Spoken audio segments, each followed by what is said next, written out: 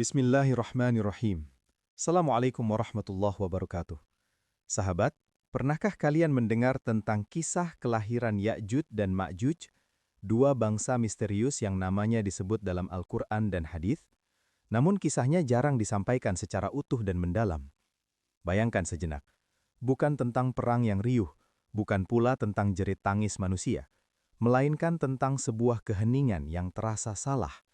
Keheningan yang membuat alam seakan berhenti bernafas, karena jauh di balik lipatan sejarah dan kehendak Allah, ada makhluk-makhluk yang sejak awal penciptaan telah dipersiapkan sebagai ujian terbesar bagi umat manusia di akhir zaman. Ya'juj dan Ma'juj bukan sekadar nama yang muncul sekali lalu dilupakan, dan bukan pula dongeng untuk menakut-nakuti generasi setelahnya. Mereka adalah realitas yang ditegaskan dalam Al-Quran dan hadis. Bangsa dengan jumlah yang tidak terhitung, dengan nafsu yang meluap tanpa kendali, dan dengan daya rusak yang melampaui batas logika manusia. Hingga Nabi Muhammad SAW secara jelas menggambarkan kemunculan mereka sebagai salah satu tanda besar bahwa dunia telah mendekati fase akhirnya.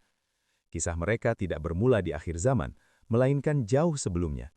Sebelum peradaban-peradaban besar bangkit dan runtuh, sebelum nama kerajaan diukir pada batu dan ditulis di lembaran sejarah, tepat setelah bumi dibersihkan oleh banjir besar pada masa Nabi Nuh, ketika umat manusia memulai kembali kehidupannya.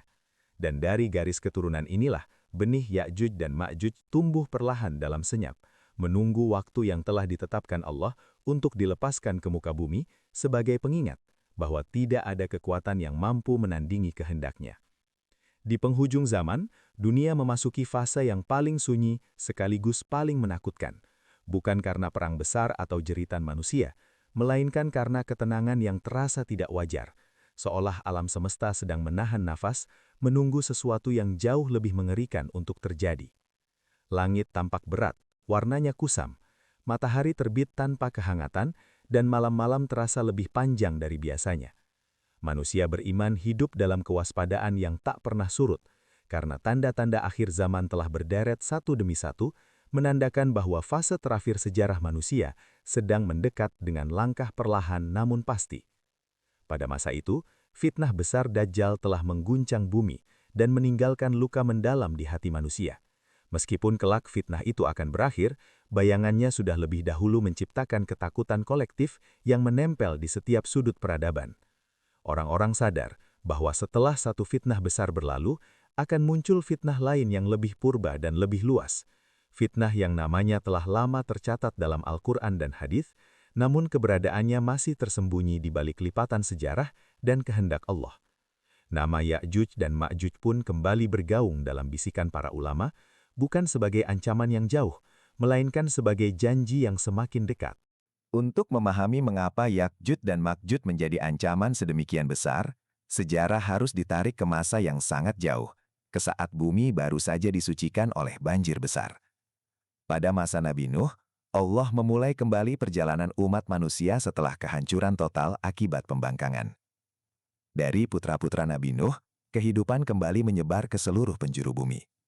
Dari Sam, Ham, dan Yafet, manusia berkembang menjadi berbagai bangsa dan peradaban.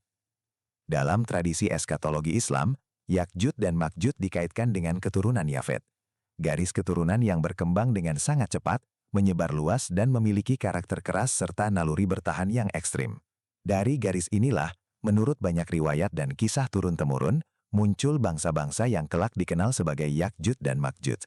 Namun, kisah Ya'juj dan Ma'juj tidak hanya berakar pada silsilah keturunan. Sejarah mencatat sebuah episode kelam yang menjadi awal mula wujud fisik mereka dalam kisah-kisah kuno. Pada masa lampau, hiduplah sebuah makhluk raksasa bernama Unuk. Ia digambarkan bertubuh sangat besar, langkahnya mengguncang tanah, dan hawa nafsunya jauh melampaui akalnya. Unuk bersifat impulsif, rakus, dan tidak mengenal batas, sehingga kehadirannya menjadi teror bagi negeri-negeri yang ia lewati. Tidak ada benteng yang mampu menahannya, dan tidak ada pasukan yang cukup berani untuk menghadapinya secara langsung. Teror Unuk akhirnya menjangkau negeri Rom, sebuah kerajaan yang makmur namun menyadari keterbatasan kekuatannya. Raja negeri Rom memahami bahwa kekerasan hanya akan membawa kehancuran yang lebih besar. Maka ia memilih jalan tipu daya. Dengan kecerdikan yang lahir dari rasa takut, sang raja memerintahkan pembuatan sebuah patung wanita raksasa yang menyerupai manusia.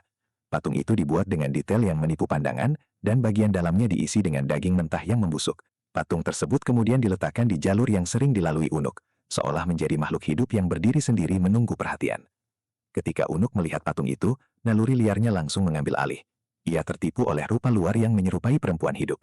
Dalam kebodohan dan syahwatnya, Unuk melakukan perbuatan keji terhadap patung tersebut tanpa menyadari bahwa ia telah masuk ke dalam perangkap sejarah. Setelah itu, Unuk pergi meninggalkan patung raksasa yang berisi daging busuk dan sisa perbuatannya. Hari demi hari berlalu, dan sesuatu yang tidak wajar mulai terjadi di dalam patung tersebut. Dari daging mentah yang membusuk, muncul ulat-ulat dalam jumlah yang tak lazim. Ulat-ulat itu bergerak, tumbuh dan berkembang dengan cara yang tidak dikenal manusia.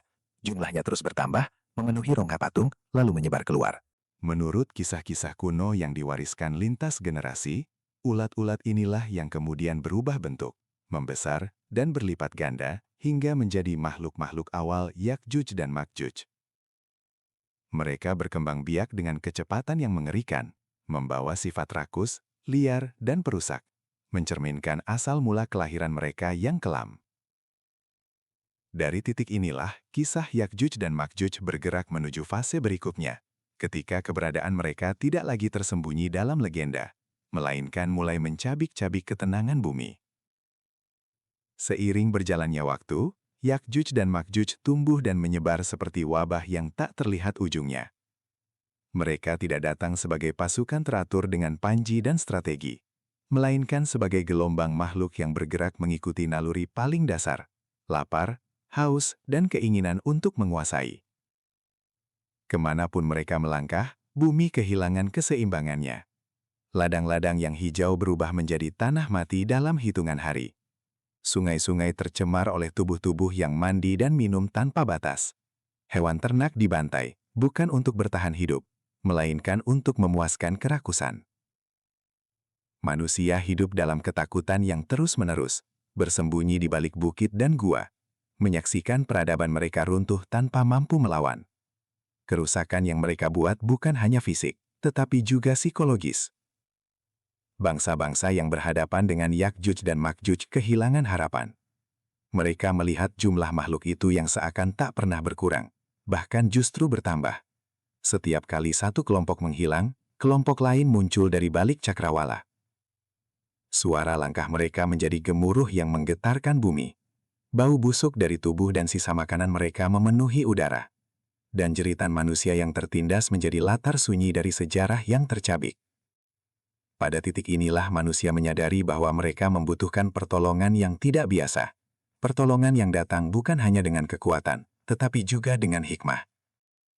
Dalam masa keputusasaan itulah muncul sosok besar dalam sejarah, Raja Zulkarnain. Ia bukan sekadar penguasa wilayah luas, tetapi seorang pemimpin yang dianugerahi kekuatan, ilmu, dan keadilan. Perjalanan Zulkarnain membawanya melintas timur dan barat, menyaksikan berbagai bangsa dengan kondisi yang berbeda-beda. Ketika ia tiba di sebuah negeri yang terjepit di antara dua gunung besar, penduduknya menyambut dengan wajah penuh ketakutan. Mereka menceritakan tentang Yakjuj dan Makjuj, tentang bagaimana makhluk-makhluk itu turun dari celah-celah pegunungan, merusak, membunuh, dan meninggalkan kehancuran tanpa ampun. Mereka memohon agar Zulkarnain membangun penghalang, apapun bentuknya, asalkan bisa menahan teror yang telah lama menghantui hidup mereka. Zulkarnain tidak tergesa-gesa. Ia mengamati medan, mempelajari celah di antara dua gunung itu, dan memahami bahwa penghalang biasa tidak cukup. Dengan ilmu dan petunjuk dari Allah, ia merancang sebuah tembok yang belum pernah dibangun sebelumnya. Ia memerintahkan rakyat untuk mengumpulkan potongan-potongan besi dalam jumlah besar. Besi-besi itu disusun dan ditumpuk hingga memenuhi celah di antara dua gunung, menjadi dinding raksasa yang menjulang tinggi. Setelah itu, api dinyalakan dengan panas yang luar biasa, membuat besi-besi itu memerah seperti bara. Ketika besi telah cukup panas dan menyatu, Zulkarnain memerintahkan agar tembaga cair dituangkan di atasnya. Tembaga itu mengalir, menyusup ke celah-celah besi, lalu mengeras menjadi lapisan yang licin dan kokoh. Tembok itu bukan hanya tinggi dan tebal, tetapi juga sulit dipanjat dan ditembus. Dari kejauhan, ia tampak seperti dinding takdir yang memisahkan dunia manusia dari kehancuran total. Ketika tembok itu selesai, Yakjuj dan Makjuj terkurung di baliknya, terhalang dari menyebar lebih jauh. Manusia yang tertindas akhirnya merasakan kelegaan. Meskipun mereka tahu bahwa keselamatan ini bukan karena kekuatan mereka sendiri, melainkan karena kehendak Allah yang bekerja melalui tangan Zulkarnain. Namun tembok itu bukan akhir dari kisah. Di balik dinding besi dan tembaga, Yakjuj dan Makjuj tidak berhenti. Setiap hari mereka mencoba melubangi tembok tersebut dengan alat sederhana, kuku dan gigi. Mereka mengikis dinding itu sedikit demi sedikit. Setiap kali lubang hampir tembus, mereka berhenti dan berkata bahwa esok hari mereka akan melanjutkannya. Namun ketika pagi tiba, tembok itu kembali seperti semula, utuh tanpa bekas. Hari demi hari, tahun demi tahun, mereka terjebak dalam siklus usaha dan kegagalan. Sementara dunia di luar tembok berjalan dengan ilusi keamanan. Hingga suatu hari, di waktu yang telah Allah tetapkan, sesuatu berubah. Setelah melubangi tembok seperti biasa, mereka mengatakan bahwa esok hari mereka akan melanjutkannya dengan menyebut kehendak Allah. Ketika pagi datang, tembok itu tidak lagi kembali utuh. Lubang yang mereka buat tetap ada, rapuh dan siap ditembus. Dengan kegembiraan liar, Yakjuj dan Makjuj menghantam sisa dinding itu hingga runtuh. Tembok yang selama berabad-abad menjadi simbol perlindungan, kini roboh, bukan karena kelemahan besi atau tembaga, tetapi karena izin Allah telah turun. Runtuhnya tembok itu tidak disertai gempa besar atau kilatan petir. Namun dampaknya jauh lebih dahsyat.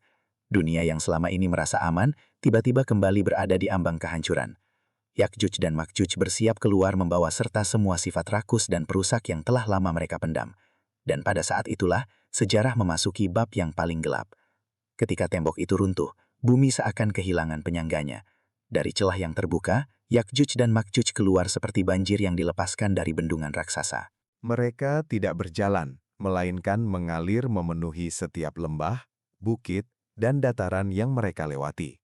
Jumlah mereka tak lagi dapat dihitung dengan satuan ribuan atau miliaran, melainkan miliaran yang menutupi cakrawala hingga mata manusia tak mampu melihat ujungnya. Gemuruh langkah kaki mereka menggetarkan tanah, membuat gunung-gunung kecil runtuh dan bangunan-bangunan retak sebelum sempat disentuh. Bau busuk dari tubuh dan nafas mereka memenuhi angkasa, menciptakan kabut kematian yang membuat manusia mual bahkan sebelum berhadapan langsung. Yakjuj dan Makjuj menyebar ke segala arah dengan kecepatan yang mengerikan. Mereka meminum apapun yang mereka temui, menghabiskan sumber daya alam tanpa sisa. Ketika mereka tiba di Danau Tiberias, mereka menunduk dan minum dengan rakus satu demi satu hingga permukaan air surut drastis. Kelompok pertama meminum air dan pergi. Kelompok berikutnya datang dan meminum sisanya. Hingga kelompok terakhir berkata bahwa dahulu di tempat itu pernah ada air. Danau yang selama ini menjadi sumber kehidupan kini berubah menjadi cekungan kering, menjadi saksi bisu kerakusan makhluk yang tak mengenal batas. Manusia yang tersisa melarikan diri ke tempat-tempat tinggi, karena di dataran rendah tidak ada lagi perlindungan.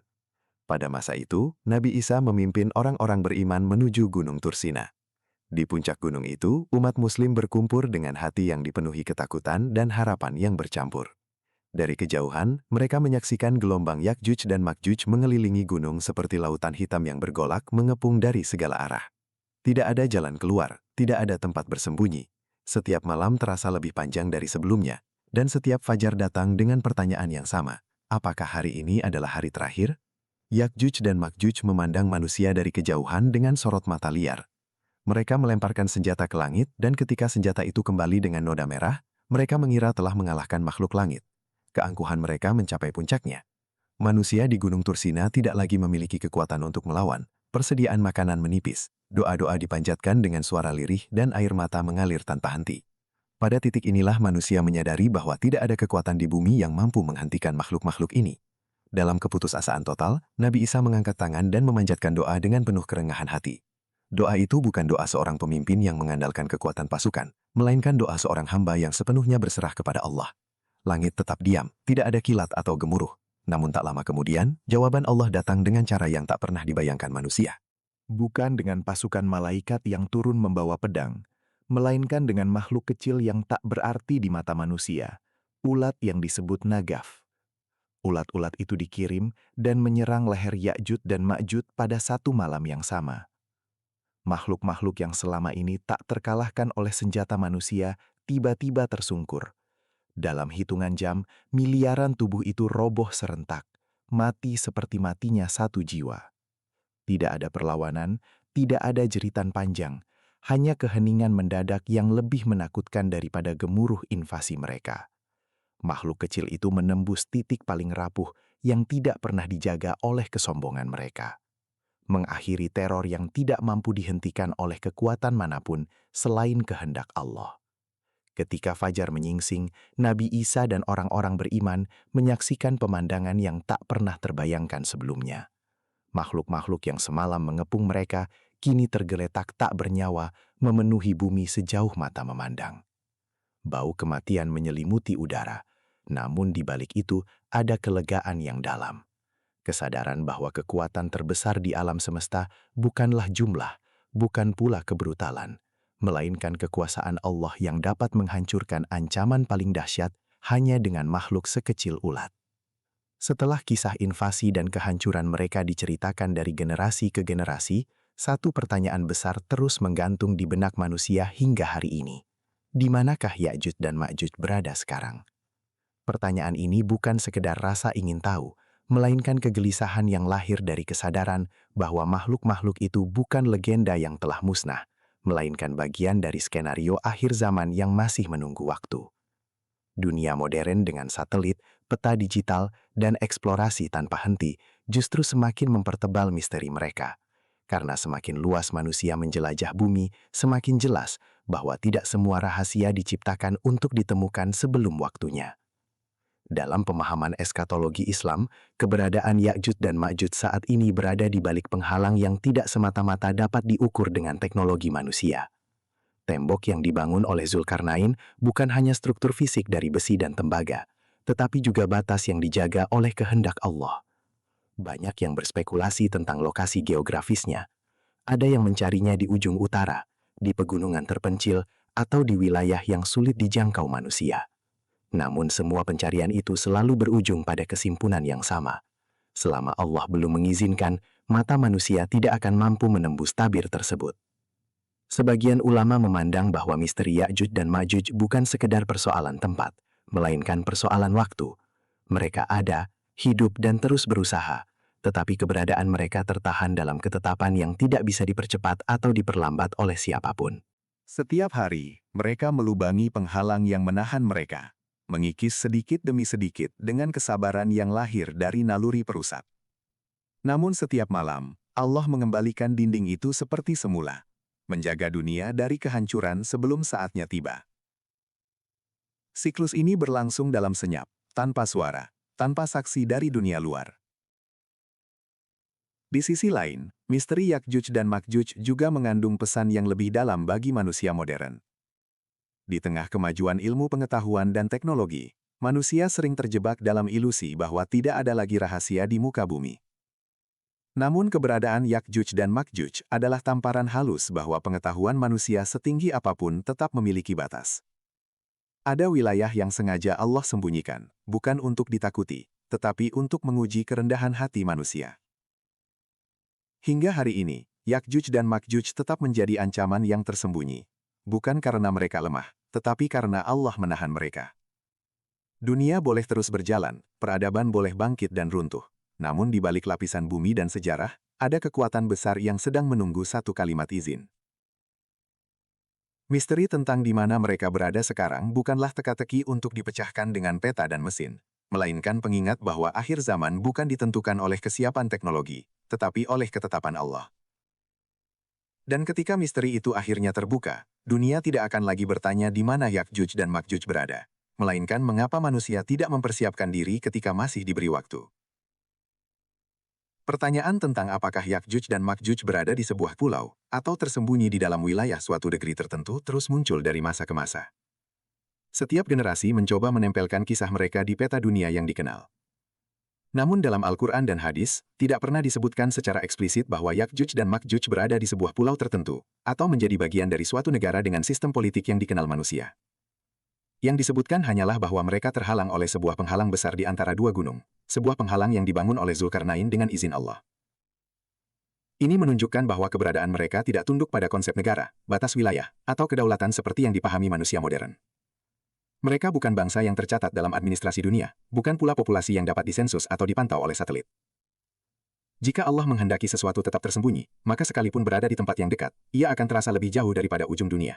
Sebaliknya, jika Allah menghendaki sesuatu tampak, maka ia akan muncul meskipun sebelumnya tak pernah terbayangkan. Karena itu, menyempitkan keberadaan Yakjuj dan Makjuj hanya pada konsep pulau atau negara tertentu justru berpotensi menyesatkan pemahaman. Pada akhirnya, fokus utama kisah ini bukanlah lokasi mereka, melainkan kesiapan manusia sendiri. Al-Quran dan hadis tidak mengajak manusia untuk berburu tempat persembunyian Yakjuj dan Makjuj, tetapi untuk mengambil pelajaran dari kedahsyatan mereka. Bahwa ketika makhluk dengan jumlah miliaran, kekuatan luar biasa, dan kerakusan tanpa batas dapat dihancurkan hanya oleh makhluk kecil atas izin Allah, maka jelaslah bahwa keselamatan tidak terletak pada peta, benteng, atau kekuasaan, melainkan pada iman dan ketaatan. Kisah Yakjuj dan Makjuj ditutup bukan dengan kepastian lokasi, tetapi dengan peringatan yang tajam. Selama manusia sibuk bertanya di mana mereka berada, manusia sering lupa bertanya, apakah dirinya sudah siap ketika janji Allah itu benar-benar terjadi. Dan di sanalah hikmah terbesar dari kisah ini, bahwa akhir zaman bukan untuk ditebak, melainkan untuk dipersiapkan.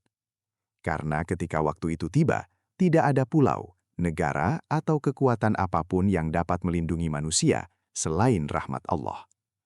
Sahabat jejak Islam, demikianlah kisah Yakjuj dan Makjuj yang terbentang dari awal sejarah hingga bayangan akhir zaman. Sebuah kisah yang bukan sekadar untuk ditakuti, tetapi untuk direnungkan. Di balik kedahsyatan jumlah mereka, di balik rusaknya bumi dan hancurnya peradaban, Allah ingin mengingatkan bahwa sebesar apapun kekuatan makhluk, semuanya tetap berada di bawah kekuasaannya. Semoga kisah ini menambah keimanan kita, melembutkan hati kita, dan membuat kita lebih siap menghadapi hari-hari yang telah Allah janjikan. Jika kalian merasa narasi ini bermanfaat, jangan lupa untuk mendukung channel Jejak Islam dengan berbagi kepada sesama, agar semakin banyak yang mengambil pelajaran. Sampai jumpa di kisah-kisah berikutnya, karena selama kita masih diberi waktu, selalu ada jejak hikmah yang bisa kita telusuri bersama.